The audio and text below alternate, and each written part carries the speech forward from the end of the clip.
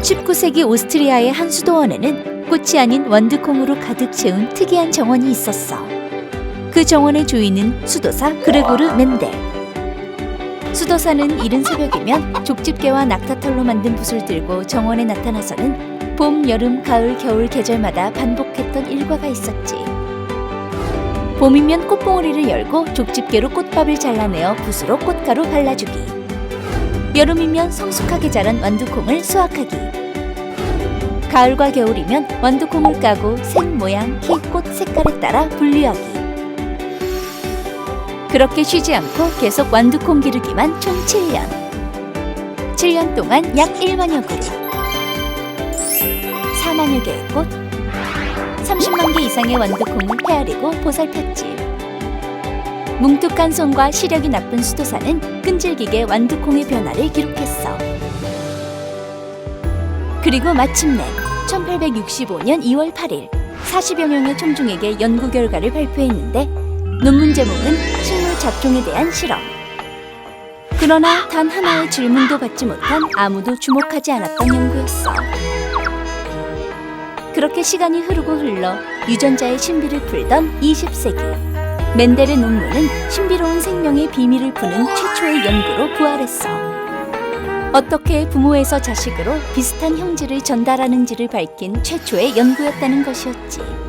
완두콩은 한 번에 후손을 엄청나게 많이 남겨요. 키우기도 좋아요. 작고 그냥 물만 주고 햇볕만 주면 알아서 자라고 먹이 줄 것도 없고요.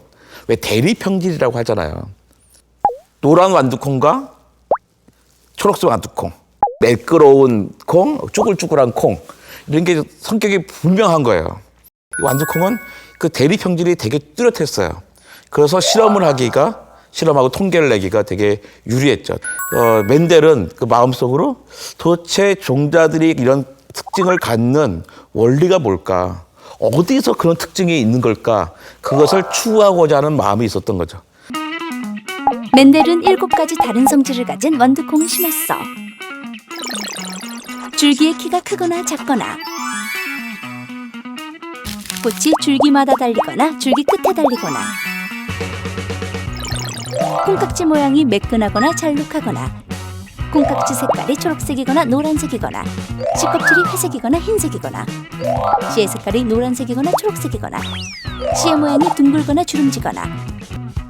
이 7가지 완두의 성질을 각각 형질이라 하는데 잘 드러나는 형질을 우성, 반대인 것을 열성이라 해.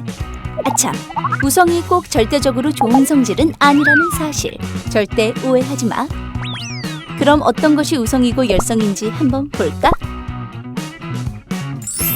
이런 완두를 심고 가꾸어서 멘델이 밝힌 것이 있으니. 멘델의 법칙 1.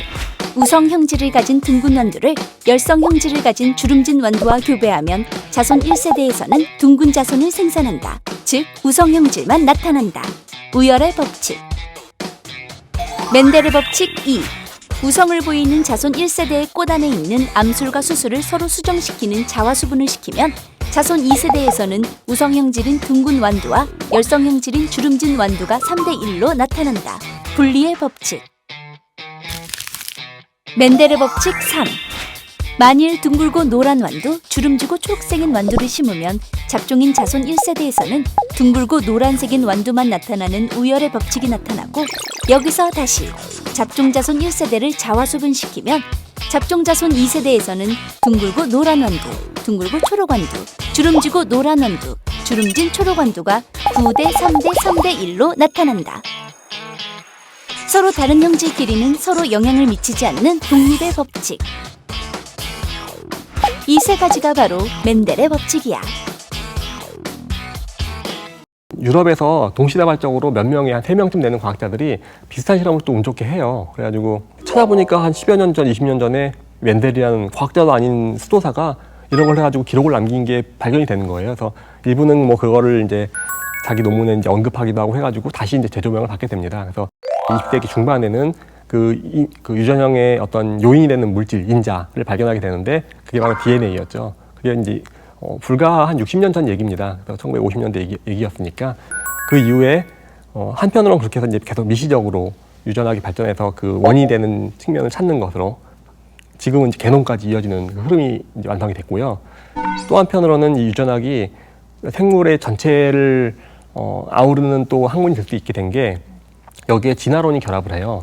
이 두 개가 결합하면서 전체 전체적인 우리 생물학의 아주 큰 흐름 두 가지가 완성이 되는 겁니다. 깊이 들어가는 어떤 미시적인 관점하고 생명체의 긴 역사를 설명하는 진화의 관점이 유전학을 통해서 다 설명이 되게 됐어요. 그래서 이런 것을 이제 근대적 종합이라고 하는 생물학 교과서에서는 표현하는 그 용어인데 오늘날의 생물학을 만든 아주 큰 그 뿌리 중에 하나가 바로 멘델이라고 할 수 있어요. 멘델은 사실 그 만두콩 실험 자체는요, 유전학을 만들고 뭐 대립형질을 배우고 뭐 그런 것들도 중요한데 그 과학하는 방법을 가장 전형적으로 알려줬다는 거, 그게 사실 제일 중요해요. 가설을 세우고 그 원인이 뭔지까지 가설을 세운 다음에 실험을 하고 결과를 얻고 그걸 개수를 세가지고 통계를 내가지고 결과물까지 만들어내는 과정이 오늘날 과학하는 방법과 똑같거든요. 굉장히 비슷한데 그런 과정을 그 사례로 남긴 거가 사실 굉장히 중요하고 학교에서 그걸 배우는 이유도 사실 이걸 보고 배우라는 뜻이 강할 거예요. 살아생전에는 가치를 인정받지 못했던 시골 수도사의 식물 잡종에 관한 연구. 하지만 21세기 유전의 기본 법칙으로 다시 부활했다. 유전자의 본성과 작용을 정확하게 해석한 연구로. 단 한 번도 유전이란 말을 쓰지 않은 멘델은 이렇게 유전학의 아버지가 되었다.